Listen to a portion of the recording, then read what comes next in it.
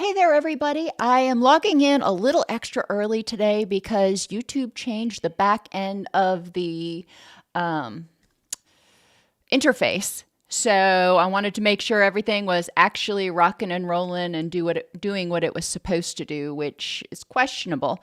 But, assuming you can see and hear me, then it's going to be all good. Can you see and hear me? Today we're going to be talking about the HPA axis, which I know I've talked about a lot before, but I've got a lot of new information that hopefully will make it more relatable, less sciencey, less neuro, blah, blah, blah, and more, oh, I see how this system works. And it's easier to identify practical strategies to address it. So can you hear me?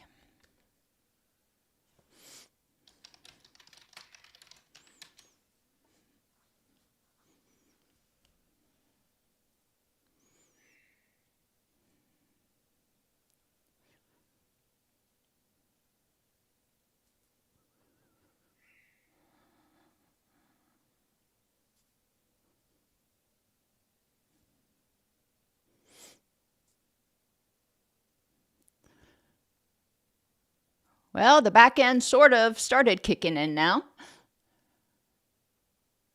You can't hear me. All right, let's see. Let's see. Hang on. Oh, you can hear me? Can you hear me now?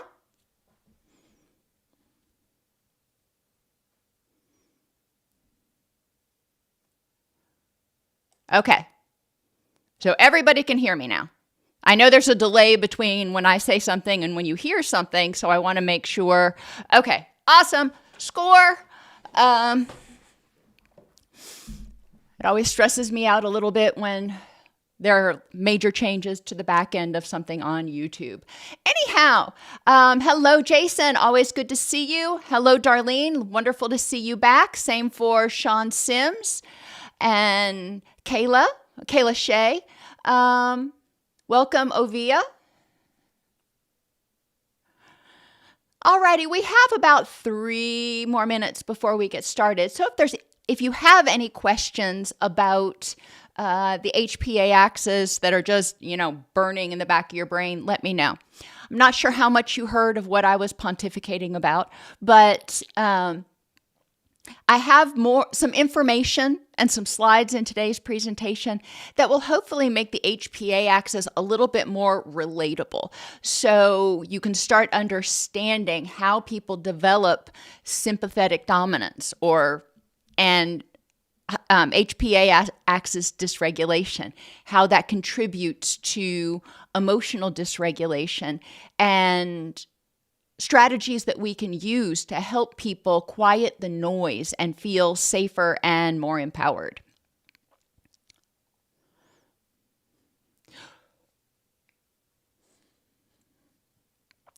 I know a lot of you will probably not be here next Wednesday when we talk about oxytocin because it's, getting pretty darn close to those holidays. But, I like to get as many of these webinars in as possible because I know they're hard to come by and people often need quite a few of them. Oxytocin, not that we're talking about it today, next week, we're going to be talking about oxytocin, recognizing it, and this is one little tidbit I want you to kind of ponder on, even if you're not going to be here next week. Oxytocin's not so much a bonding hormone as it is a tend and defend hormone. Think mama bear. Oxytocin rises when mama bear's spending quality time with her little cubs, but oxytocin also rises if there's a threat and mama bear has to defend her cubs. So when the conditions under which we raise oxytocin are important, and if people have interpersonal trauma, then oxytocin may not be the place we necessarily want to start because those feelings that are associated with bonding may actually be also associated with trauma. But okay, we are at that hour. So let's go ahead and get started. As always, I've got a lot of stuff and I'll stick around and answer questions at the end. I'd like to welcome everybody to today's presentation on when stress becomes biological, understanding HPA axis dysregulation. I'm your host, Dr. Elise Snipes. Do your clients report fatigue, blood sugar instability, increased pain, digestive issues, sleep problems, chronic anxiety, irritability, or even hypersensitivity to the environment? Noises, smells, everything just feels so much more stronger and more oppressive. If so, it could be due to an overly active sympathetic nervous system and a dysregulated HPA axis, your hypothalamic, pituitary, adrenal axis. Now, in the last 2 weeks, we talked about the hypothalamic pituitary gonadal and the hypothalamic pituitary thyroid axis, and we're wrapping it up today with the adrenal axis. Today, we're going to examine the function of your sympathetic nervous system and the HPA axis, how it impacts all other major neurotransmitters and hormones throughout the body, causes and symptoms of imbalance in these systems, and strategies to heal. So the HPA axis is part of a complex stress network, also known as the hypothalamic pituitary network. And again, just to go over it again, hypothalamic pituitary adrenal, hypothalamic pituitary gonadal, and hypothalamic pituitary thyroid. They all work together to keep the body factory running. The hypothalamus is the body's main control hub for survival and balance. So it makes sense that it's involved in this stress process. The pituitary gland is the body's main hormone messenger, and your HP axes regulate what's going on in the body via hormones. The HPA axis is primarily responsible for fight or flight and integrates physical and psychosocial influences to allow the organism or the person to adapt effectively. The HPA axis helps regulate, it doesn't do it all by itself, but it helps regulate many systems in the body, including the cardiovascular system, the metabolic system, the immune system, the reproductive system, and the nervous system. Let's think about that real quick. Under stress, cardiovascularly, we start breathing more rapidly, often more shallowly. Our heart rate increases. Okay, so the HPA axis is hitting the gas.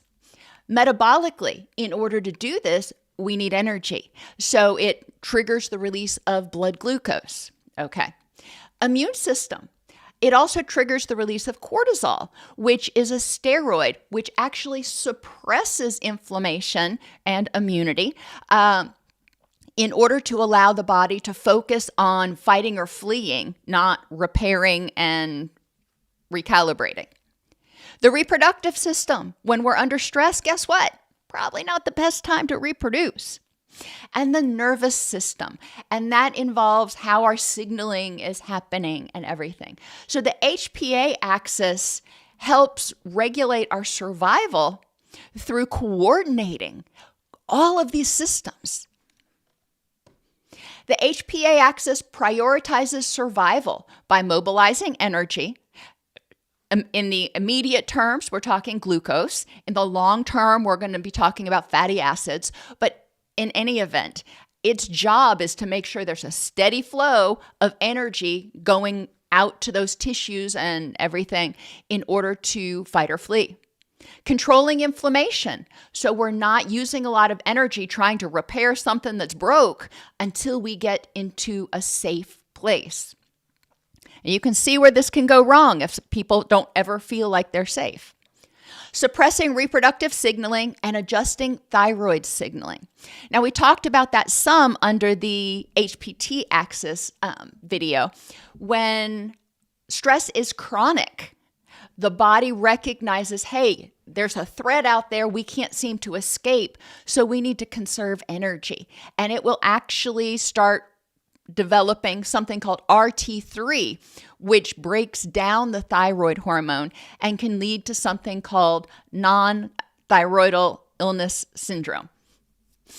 Sex and thyroid hormones, your gonadal and thyroid hormones, also shape how reactive the HPA axis is. So they can help turn it down or they can help ramp it up. Again, they work in concert. Think about during adolescence. If sex hormones help shape how reactive your adrenal axis is, think about what's going on for these poor adolescents who have these hormone surges like nobody's business. Oh my gosh, how stressful is that? Now, it's, a normal part of physiological development that we can't get through or that we can't avoid, but we can help people recognize that some of your emotional reactivity or dysregulation may be due in part to hormone changes, hormone surges, and ebbs and flows. People who are going through menopause or andropause have significantly less of their main gonadal hormone, whether that's estrogen or testosterone. So they have less feedback going into the HPA axis to help modulate it. And chronic stress and unresolved trauma, because the HPA axis starts suppressing reproductive signaling and alters the balance of gonadal hormones, then people under chronic stress are often demonstrating a different balance of gonadal hormones. Now, the sympathetic nervous system and the HPA axis are related but not the same. And in common conversations, we often use them interchangeably, but they're not exactly the same. They work together. Your autonomic nervous system, your big, nervous system main branch, is divided into two branches. Your sympathetic nervous system, which has sympathy for you when you feel stressed, so it triggers the stress response. That's how I remember it. And then the parasympathetic nervous system, which is responsible for rest and digest, repair, recalibrate, lots of R's. But what's important to recognize is the sympathetic nervous system is part of the nervous system. The HPA axis is part of hormone signaling. The sympathetic nervous system starts the stress response. It gets information in from somewhere, whether it's the vagus nerve or the eyes or wherever. It gets information in and it says, crap, there's a problem. And it hits the gas or pulls the fire alarm, whichever metaphor you want to use. This releases the first burst of glucose and adrenaline through the activation of nerves in a part of the brain called the adrenal medulla. The kidneys. Adrenals are not up in the brain. Anyway, the HP axes then kick in a couple of minutes, and their job is to fuel, stabilize, and regulate the fight or flight process through the use of hormone signaling. So until this threat is past, it's going to help fuel what's going on. Stress causes the secretion of cortisol, adrenaline, norepinephrine, and glutamate. Cortisol, and we're going to go through these later, but just big overview. Cortisol is one of your main stress hormones. It's a steroid that is involved in suppressing inflammation. There's a lot of things it does. Adrenaline, we all know what that is. Norepinephrine is also called noradrenaline and is useful for helping people focus. Norepinephrine is good for keeping people focused. And glutamate is your main stress neurochemical. It is the one that's released, that is the main excitatory neurochemical. Too much glutamate sitting in your brain for too long is one of the main things that starts leading to neurotoxicity and neurodegeneration or brain shrinkage, because you can't run that hot for that long. Cortisol causes the release of glucose for energy and is a steroid. It's an anti-inflammatory that suppresses the immune system. Now, a lot of us know that if we go through a period like finals or something and we're stressed for a while, we tend to get sick. Our immune system was suppressed. The upside is that means that cortisol was still able to do its job and suppress the immune system and suppress inflammation. So people who get sick actually have a pretty functional nervous system a lot of times. Over time, if the person is chronically stressed, cortisol loses its ability to suppress the immune system. So we actually see people get sick a little bit less sometimes. During sickness or injury, pro-inflammatory cytokines are released and pass through the blood-brain barrier where they activate the HPA axis. So recognizing sickness or injury is one way that the HPA axis is activated. When our gut microbiome becomes inhospitable for some reason, either it's not healthy because of what we're eating, or we just become stressed and the pH of our gut changes, the vagus nerve sends information to the brain, to the hypothalamus, and it says, hey, there's a threat down here. Things ain't going so well, which triggers the stress response. Stress occurs or can occur in any and all pieces of life. Physical stress triggers the stress response. Interpersonal, emotional, cognitive, environmental, and even spiritual stress can trigger that stress response. So you don't need to have the same stressor repeatedly to start developing sympathetic dominance. It's the culmination of all of them. So if you've got 17 different mild stressors going on in four different pieces of your life, that's going to be as impactful as one super ginormous major stressor.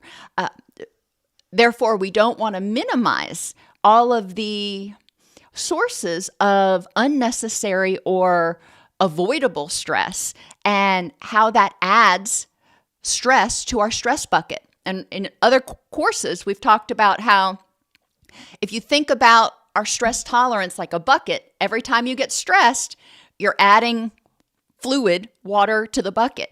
And if you stay constantly stressed, then that bucket is constantly filled 2/3 of the way maybe. So you don't have nearly as much room before you start feeling overwhelmed and dysregulated.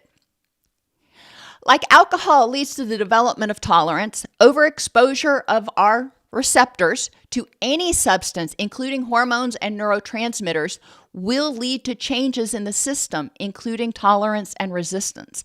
Our system has our body has its own, if you want to think of it this way, thermostat.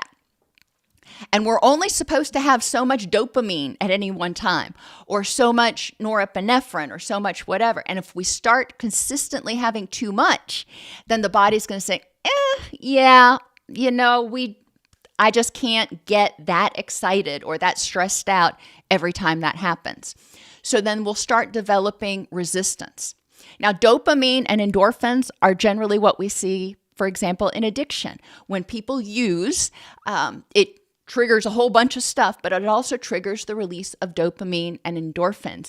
And over time, flooding the dopamine and endorphin circuits with so much of that chemical, so much more than is normally available, supranormal doses, the body says, no, that's too much. We can't do that. So it starts becoming less reactive. The dopamine's in there, but the receptors aren't receptive. They're not answering the door anymore.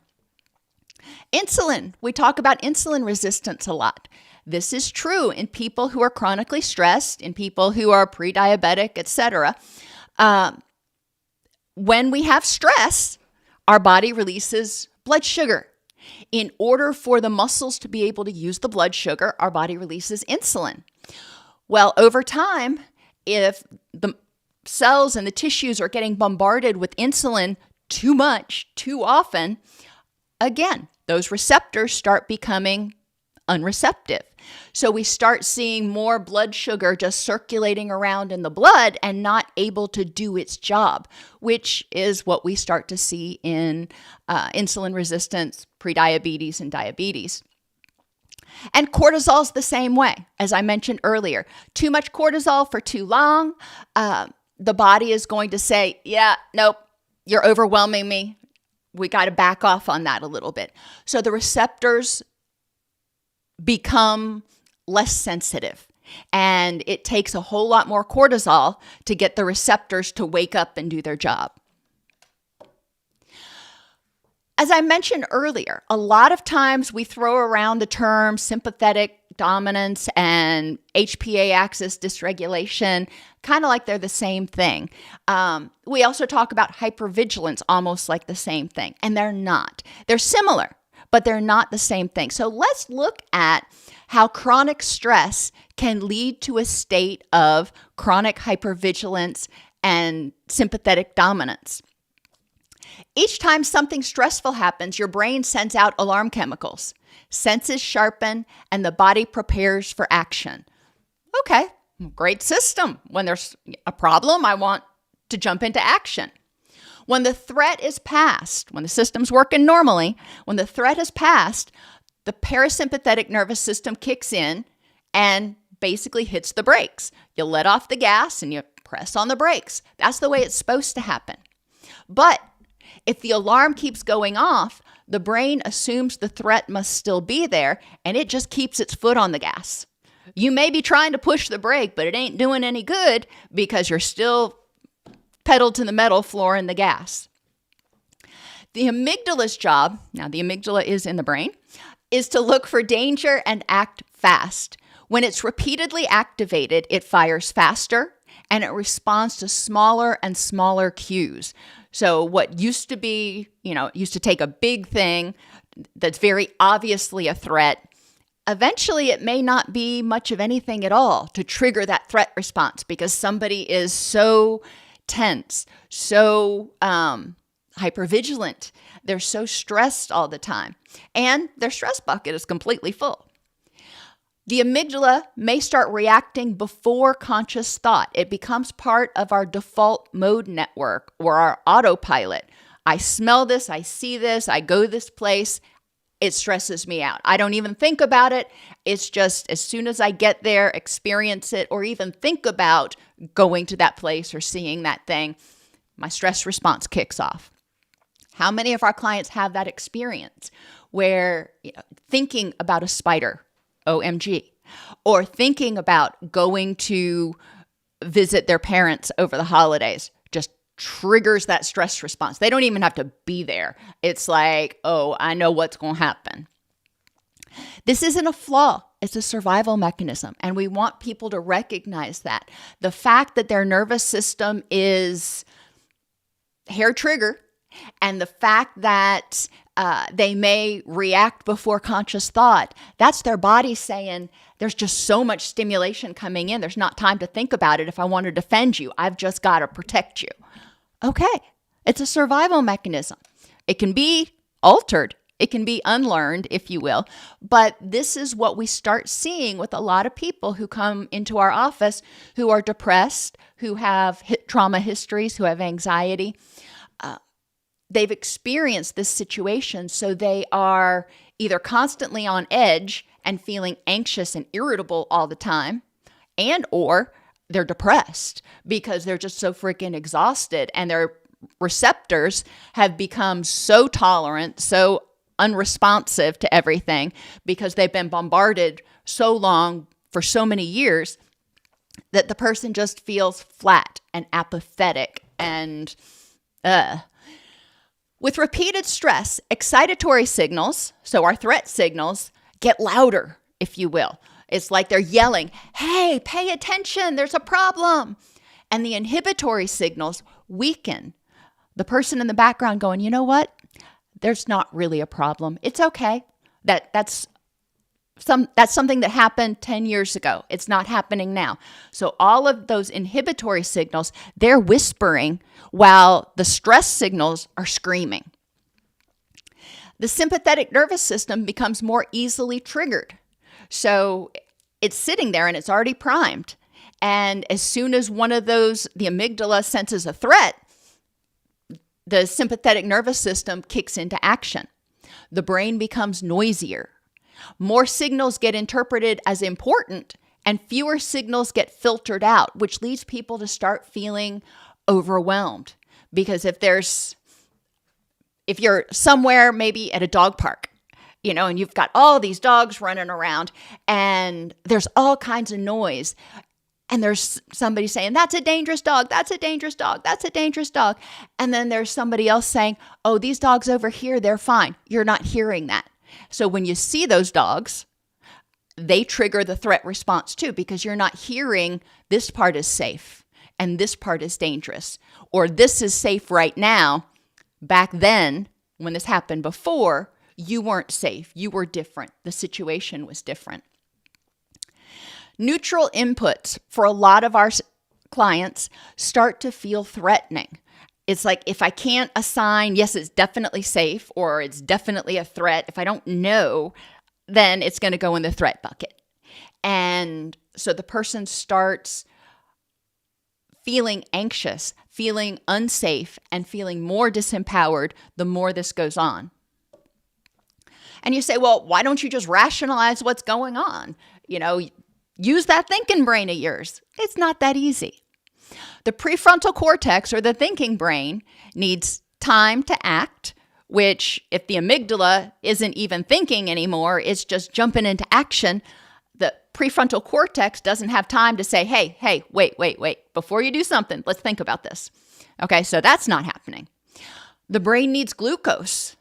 Well, under chronic stress, the body is diverting blood flow away from the brain to larger muscles to support fight or flee. The body is diverting glucose away from the brain to the muscles to fuel the system for fight or flee. The person is breathing more rapidly but more shallowly, so they're not getting as much oxygen, and the nervous system is in full on. And we've talked before about how when the sympathetic nervous system is activated, when the HPA axis is activated, our brain basically disconnects from the prefrontal cortex. It says, I need to get safe, and then I can think about it. But until I feel safe, I can't think about it. The brain defaults to don't think, react. And we've all been in those situations. Even if you don't have a trauma history, we've all been in those situations when our stress response gets kicked off and you don't even think about what's going on. You just get up and do. I remember when I lived in the dorms, we would have occasionally, unfortunately, false alarms called in. So in the middle of the night, the fire alarm would start going off. Really loud, really annoying. But I would get up, I'd grab my stuff, and I'd get the heck out of there. I wouldn't think, is this real? Whatever. Do I really need to hurry this much? No, I would get up, get out. And then it would hit me when I got out there. This is probably just another stupid false alarm. And I'd get a little irritated. But it helps us understand that for people with a normally functioning or regularly functioning nervous system, under conditions of acute stress, again, we disconnect. We don't maintain that thinking right away either. For people who have chronic stress, they never feel safe. So that stress response, that HPA axis, never turns off. And they're never able to fully reconnect with the prefrontal cortex. Under chronic stress, memory becomes fragmented and context gets fuzzy. So the brain stores and reacts to sensations more than FitCat, the facts in this context at this time. Trauma survivors, thinking about when they get triggered. They may be in the middle of the grocery store and somebody walks by them that has the same cologne on as somebody from their past that harmed them. Their stress response kicks right up. That's the body reacting to the sensation. A sound, a look, a tone of voice, body sensation, smell, even a place or a time can trigger stress responses in people because the brain says, been here, done that, it happened before, therefore it's either happening or it's going to happen again. So batten down the hatches. And this is where FitCat can be very helpful. But before people can evaluate what's going on, they have to downregulate, which is why we've talked about before in emotional intelligence. Identify the feeling and the purpose, what triggered the feeling. I'm feeling stressed right now, or I'm running right now because there's a fire alarm. Okie dokie. Knowing what is going on in the moment. Then downregulate, because you ain't going to think until you can get oxygen and sugar to the prefrontal cortex. So downregulate. And then explore what's going on, what actually is happening right now, and options to address it. The body stays activated and starts feeding the fear loop under chronic stress. People who have chronic stress, people who have trauma histories often have higher heart rates. Their muscles stay tight. Their breathing stays shallow. Their gut activity changes. The pH actually changes in their gut, and their intestines become leaky, which increases inflammation. And vagal afferents, the vagus nerve in the gut, sends threat messages to the brain. It says pH is off here. That means something bad's happening. We've got to prepare for that fight or flee. The brain reads all of these physiological sensations and concludes, hey, there must be danger. This person's got muscle tension and everything else. Must be danger. Physical sensations then become, to the body and the brain, proof that there's a threat. And then the body starts acting as if there were a threat. Whether there's a threat or not, the body perceives that there is a threat. Cues in the environment associated with the physical sensations now become associated with the threat, even if they're benign. So maybe somebody is at the aquarium or at a, we'll stick with an aquarium. And they're just bebopping along, looking at the exhibits, loving the fish.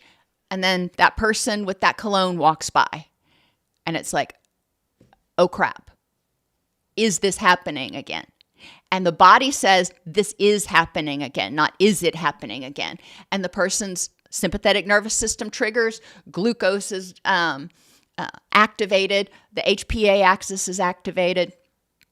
Now, when they think about going back to the aquarium, that might cause them stress. They may feel like, oh my gosh, the last time I was there, I had this really bad flashback. And yeah, the aquarium's not a safe place because I can't prevent being triggered. So now the aquarium is seemingly a benign place, but it's become associated with threat. People with trauma histories often start having a lot more, their threats become much more generalized. And so more and more places feel unsafe, which means more and more of the time they feel unsafe and powerless, which means more and more of the time their HPA axis stays activated. Their sympathetic nervous system may not even need to spark it off anymore because it's just a constant. People who have chronic stress, vigilance becomes the new baseline. It's like, okay, I'm at the aquarium. Now I've got to scan and make sure that I'm safe, that somebody's not going to come up behind me, that, whatever. So vigilance becomes the new baseline wherever they go. That's exhausting. That even if all other things were fine, being vigilant is exhausting. And when that's your baseline, when you're constantly feeling like you've got to scan for threats because you're unsafe, calm feels unfamiliar. Quiet feels unsafe. And stillness feels like waiting for something bad to happen. The person feels vulnerable, and the sympathetic nervous system stays primed for action, even if they've downregulated the HPA axis, which rarely happens. But even if they have, that sympathetic nervous system, it doesn't take hardly anything to get it to snap into action. So that helps you understand a little bit more about what's going on neurologically and neurochemically to people who have chronic stress.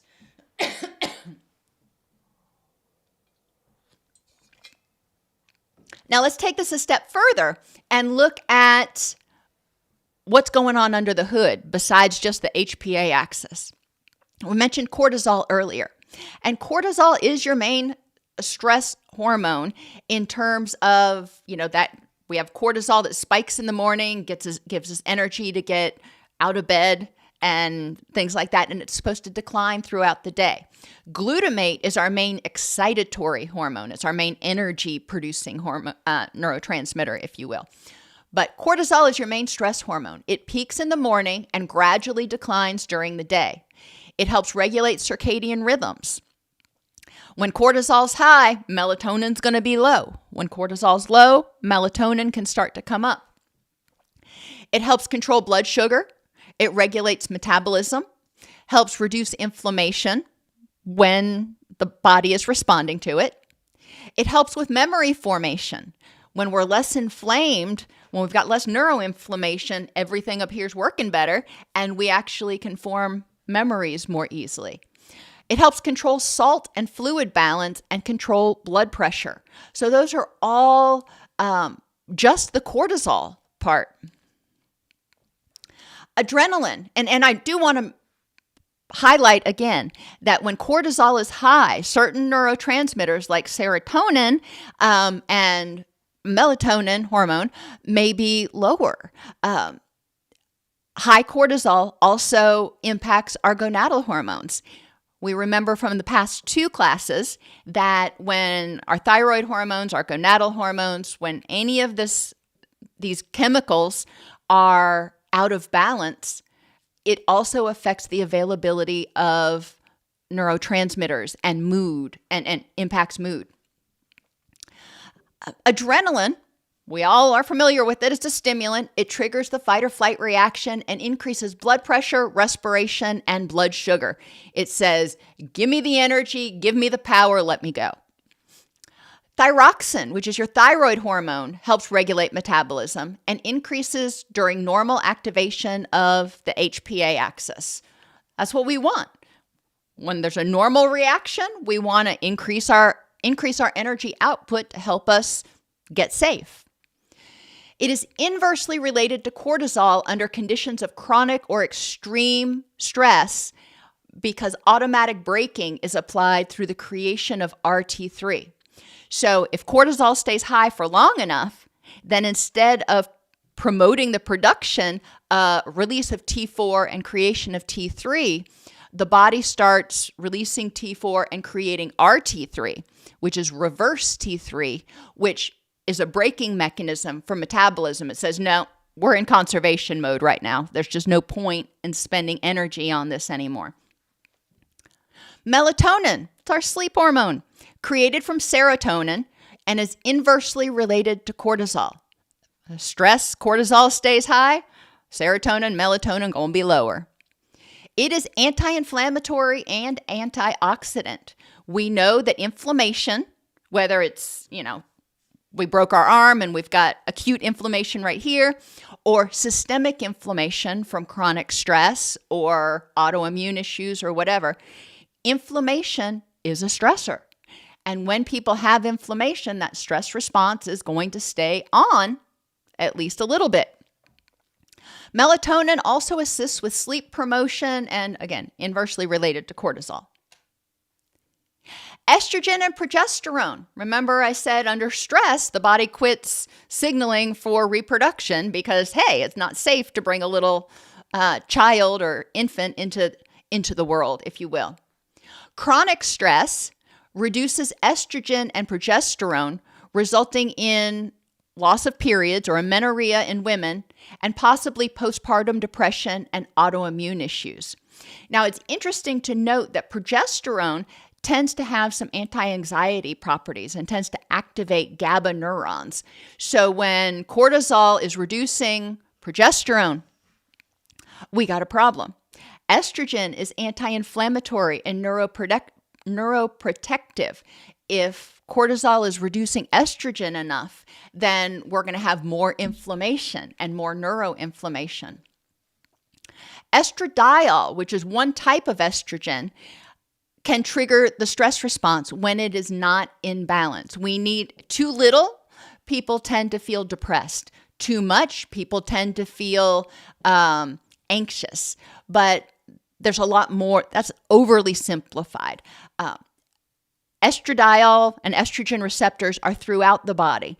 And just simplify it by saying if it's out of balance for that person, we may start seeing mood and vasomotor symptoms, hot flashes and such. Testosterone increases in response to normal cortisol and HPA axis activation. Makes sense. You go out for a track meet, testosterone may go up some. We're going to compete. Testosterone decreases under conditions of chronic stress, hypocortisolism, or glucocorticoid resistance, which all happen under chronic stress. When people are chronically stressed, cortisol loses its ability to do what it needs to do. And so you're going to start to see more systemic inflammation, and you're going to start to see a decrease in functional testosterone. There's a positive correlation between oxytocin and cortisol under stress, suggesting a social support seeking response. Remember, at the beginning of class or before class, we were talking about tend and defend. And that's a much better representation of what cortisol does than bonding. Oxytocin can go up in response to stress because it's trying to defend what's important to that person. Under conditions of safety and bonding, oxytocin is negatively correlated with cortisol. So we can't say that cortisol necessarily increases or decreases oxytocin. The effects are very different. Dopamine increases in response to everything, it seems, but definitely in response to stress and excitement. And it helps improve attention, vigilance, and survival-oriented learning. Dopamine is our motivation, our perseveration neurochemical.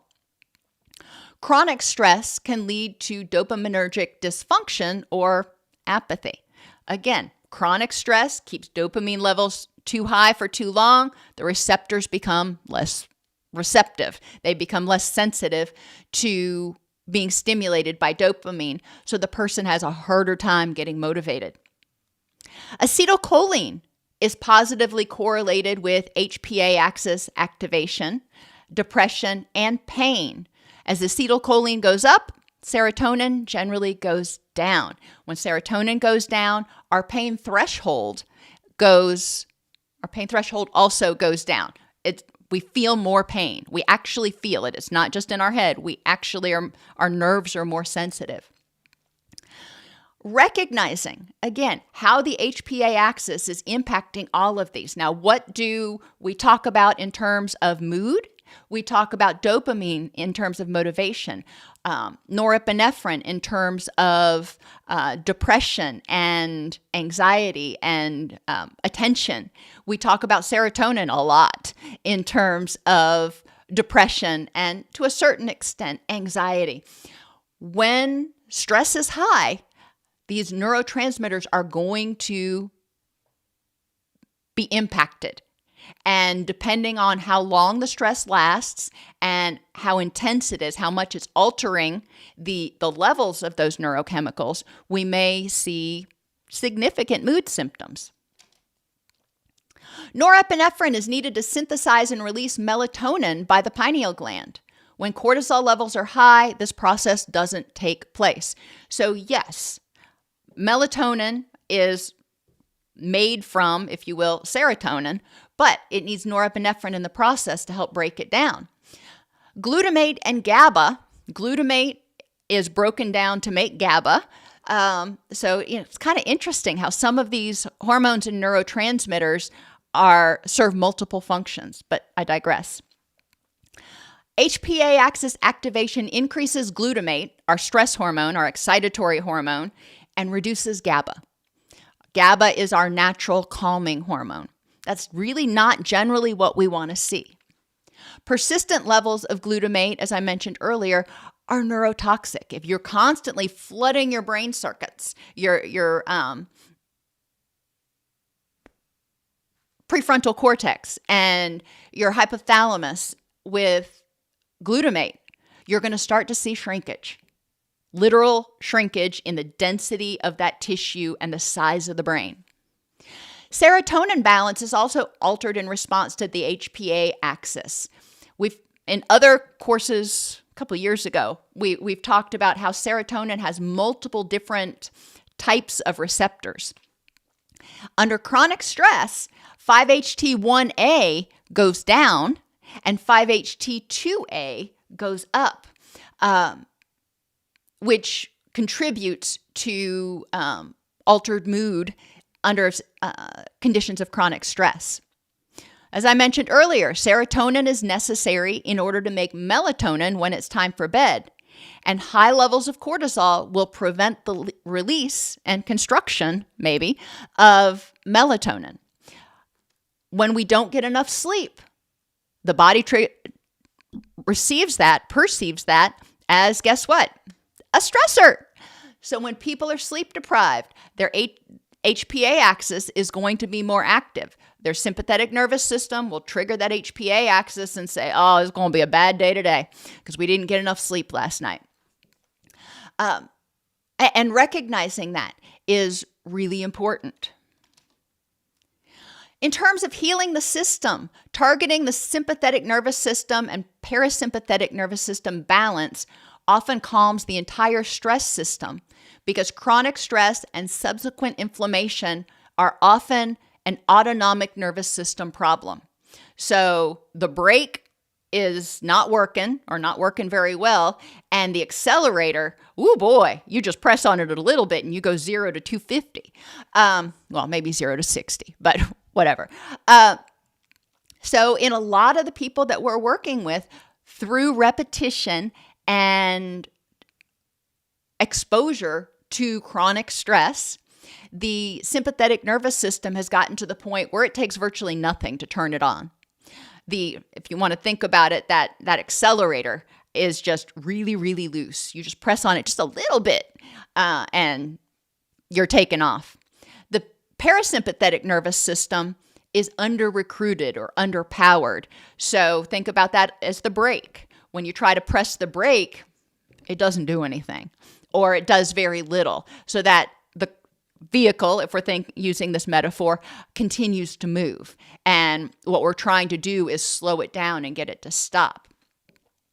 The other important thing here is to recognize, again, the HPA axis is not dysfunctional, so to speak. It's dysregulated. It is reacting appropriately to upstream danger signals. The sympathetic nervous system has become too sensitive, and it's constantly triggering that fight or flight reaction. It's constantly pulling the alarm, constantly hitting the gas. And every time that happens, instead of questioning and going, well, sympathetic nervous system, are you sure that this is a threat this time? The HPA axis just says, all right, you say there's a threat, let's go. So the HPA axis is really doing its job. So what we need to do is back up and help people quiet the sympathetic nervous system, so it's not yelling anymore. Make that accelerator a little stiffer. So you have to push on it a little bit to go, and improve the effectiveness of the parasympathetic nervous system, or the brakes. Chronic stress-related issues you're going to see. Sympathetic nervous system dominance, cardiovascular disease, hypertension, pain and inflammation. As the body becomes dysregulated, we start having leaky gut. That contributes to inflammation. That makes the stress response even stronger, which contributes to more inflammation. When we have more inflammation, we start seeing serotonin go down and our pain threshold go down, so we have more pain. It's a really ugly cycle. We may see autoimmune issues, insomnia, fatigue, reduced libido, Polycystic ovarian syndrome, because those gonadal hormones are all out of whack and the circadian rhythms are disrupted, and cortisol directly acts on the ovaries to say, you know what? Nope, no, we're not doing this right now. We see cancer related to chronic inflammation and chronic stress, diabetes, problems in the gut microbiome, leaky gut, thyroid dysfunction, post-traumatic symptoms. And I say that because if you're going to have post-traumatic stress symptoms, you have to have a trauma somewhere. But the key here is the person experienced a trauma and never regained a sense of safety and empowerment. So they stayed in this state of stress or hypervigilance, which starts causing a lot of irritability and depression and hopelessness and helplessness. Cognitively, we see executive functioning impairment. As I mentioned, when we're under chronic stress, that blood, that oxygen, and that blood sugar is getting transported to the parts of the body that can help fight or flee, not to the thinking mind. So attention, planning, organization, learning, all those things impaired.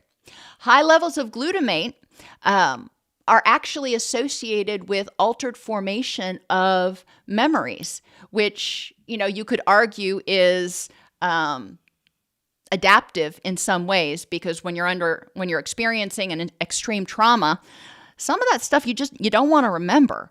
And that's what the brain's doing in a lot of ways. Those high levels of glutamate keep those memories from solidifying, if you will. People experience brain fog. Neuroinflammation is directly correlated to brain fog, as is sleep disruption. If you are not feeling safe, if your HPA axis is activated, then your body says, you know what? It's not really safe to drift into deep sleep.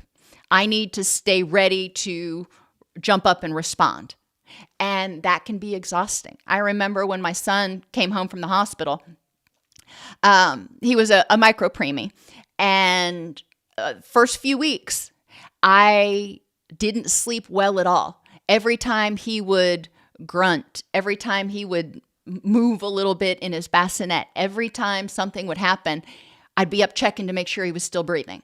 And, that was my sympathetic nervous system just jumping into action and saying, hey, it's not safe to go into deep sleep because you need to tend and defend this little peanut next to you. And dementia is strongly associated with chronic stress and neuroinflammation.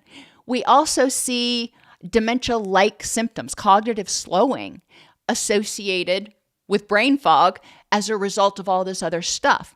So we don't want to jump to the dementia diagnosis right away, because some people may just have basically stress-induced neuroinflammation and cognitive fog.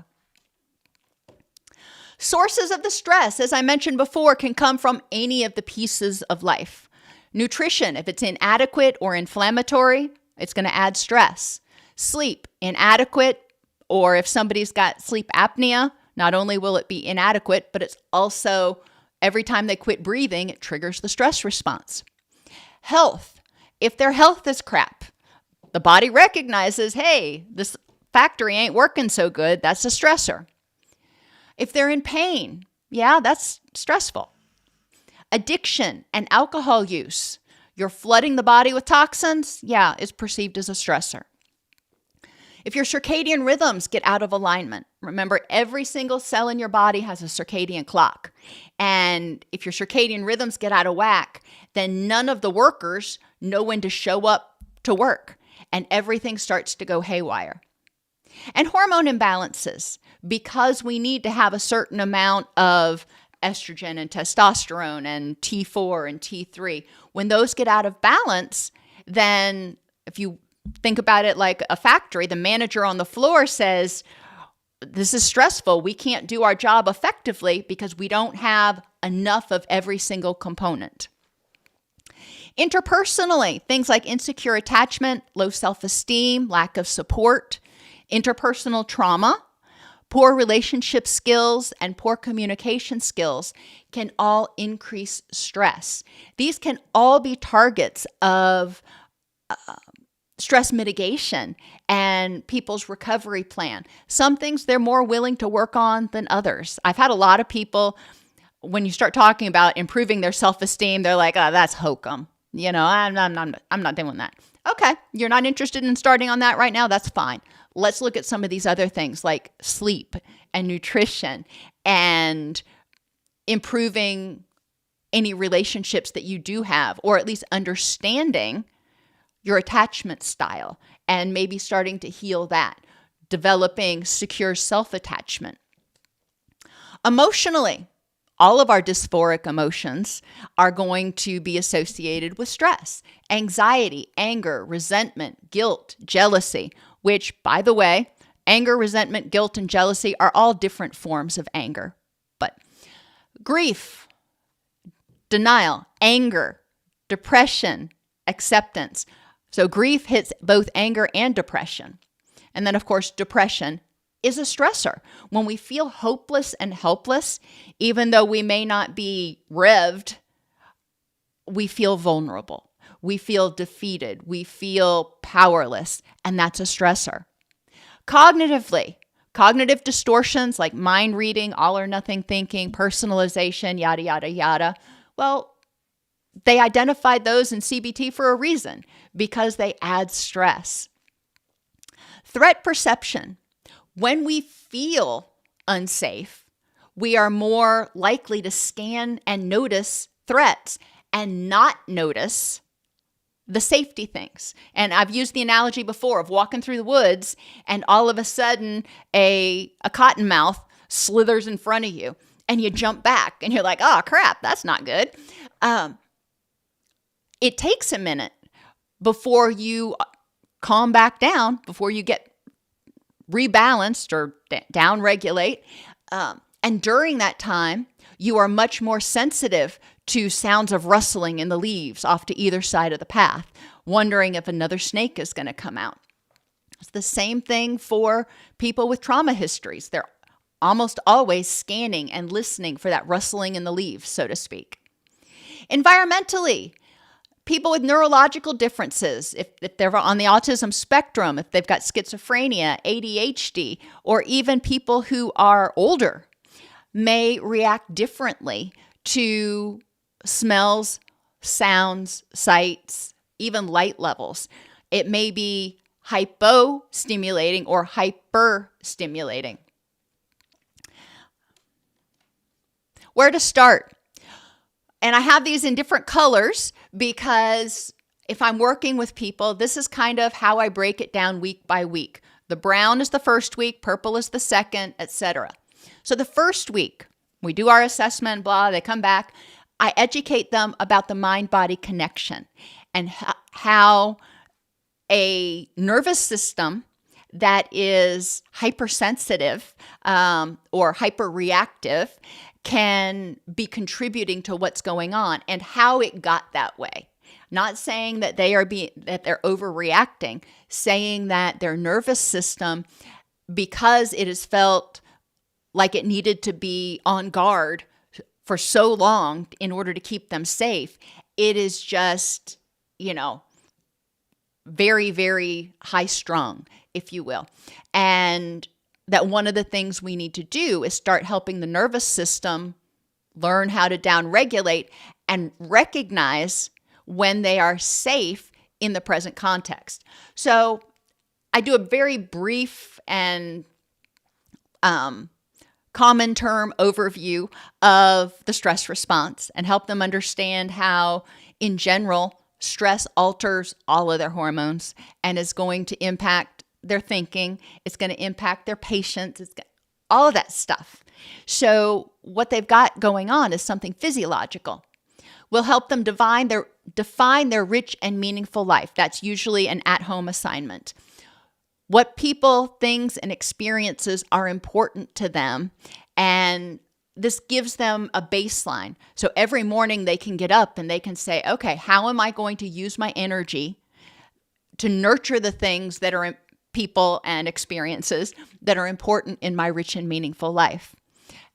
And throughout the day, when they start getting revved, once they downregulate, they can ask themselves, is this whatever's going on worth using my energy to address, or am I just stealing energy from the things that are important in my rich and meaningful life? And then I have them also identify 2 to 3 symptoms, not all of their symptoms, it can get overwhelming, 2 to 3 bothersome symptoms. And for that week, get a baseline. How often does this occur? Like fragmented sleep. How often does it occur? How often do your crying episodes occur? Whatever they identify as their 2 or 3 most bothersome symptoms. Tell me how often and how intensely they occur for a week. That gives us somewhere to start. The next week, they're going to integrate mindfulness practices 2 to 3 times a day. And I give them worksheets so they don't have to remember what to do. They just fill in the blank. The morning, again, how am I going to use my energy today to nurture what's important in my rich and meaningful life? What stressful things do I see coming up today? And how am I going to manage those? How do I feel right now? And what do I need to have my very best day? Very concrete stuff. At lunchtime, I encourage them to look back over that morning worksheet and say, how you doing on maintaining what you hope to do? And then in the evening, they reflect mindfully on what did I hope to accomplish today? How well did I focus my energy on the things that were important to me versus things that just weren't? And is there anything I can do better tomorrow? So I encourage them to start doing those every day for the next week. And I give them a list. We also practice them in session of different grounding and downregulation skills. And I encourage them to figure out which ones work for them. Not everybody wants to do 5, 4, 3, 2, 1. So let's figure out what works for this person to help them downregulate. Week 3, we start talking about diet. Increasing colorful, fiber-rich foods and probiotics, fruits and vegetables, and yogurts and fermented foods. Obviously, checking with their doctor before making any major dietary changes. Increasing their hydration if they're not getting enough. Some people are. Some people drink plenty of water. But if they're not, increasing their hydration to help flush out the toxins. And reducing caffeine gradually. So eventually they are not consuming any caffeine within 8 hours of bedtime. Colorful, fiber-rich foods and probiotics balance the gut microbiome, help reduce leaky gut, help reduce inflammation, and help get rid of free radicals in the body. So nutrition is especially helpful. The next week, we focus on sleep and stabilizing circadian rhythms because, again, these are areas where we don't often pay much attention, but they add extreme amounts of stress to the body, which puts the person already primed to react. It keeps their stress bucket pretty full. And the final week, I talk about increasing movement, not necessarily exercise. They may not have the energy or desire to do exercise right now. Increase movement, getting up and going on a gentle walk for 10 minutes after each meal, stretching, Tai Chi if they're open to it. It doesn't have to be anything intense, but starting to get some more range of motion and kind of get the blood flowing a little bit more. Eventually, hopefully working up to exercise, but small steps. The HPA axis is crucial for survival in the face of distress. Dysfunction of the HPA axis is involved in a variety of physical, emotional, and cognitive issues. A breakdown in the system will likely continue to get worse, even if the person finds ways to temporarily mask what's going on. So they need to be able to figure out how to strengthen that parasympathetic nervous system, weaken, if you will, or make less less sensitive, that sympathetic nervous system, and learn how to downregulate. Everybody have an absolutely wonderful rest of your day. Are there any questions?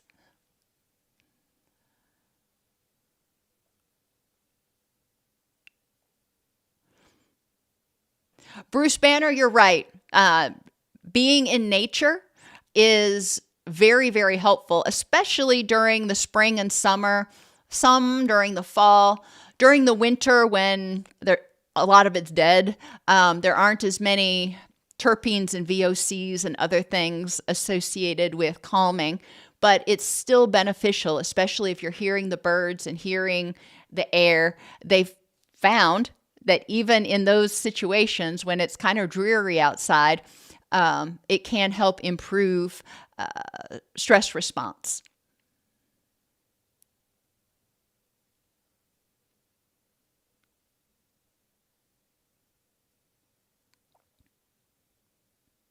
I'm glad you enjoyed it, Jason. Everybody, I will see you next week, hopefully, for the oxytocin lecture. And if you're on vacation, have a great vacation. And the video will be available for on demand after the class if you're interested in learning more about oxytocin. Oh, and by the way, oxytocin is now being used as a treatment for several neuropsychiatric and neurocognitive disorders. So we're going to talk about that too some, and why oxytocin is so beneficial.